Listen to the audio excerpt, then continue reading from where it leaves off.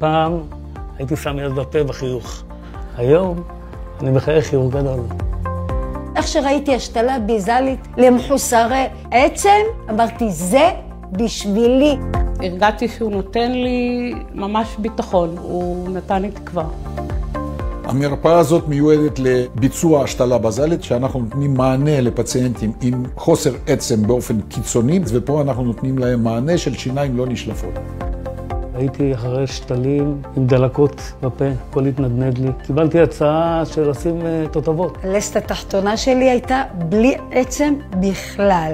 לא יכולתי לאכול מה שבא לי, לא יכולתי לחייך. רופאים אחרים אמרו לי שאין מה לעשות איתי. השתלה בזלית היא השתלה שמיועדת לשימוש בעצם של בסיס של הלסת באמצעות שתלים מאוד מיוחדים וטכניקה מאוד מיוחדת. הייתי אצל רופאים אחרים, הציעו לי לעשות השתלת עצם בכלל בבית חולים, ואמרו לי שזה ייקח 2, וזה גם לא בטוח שזה יצליח.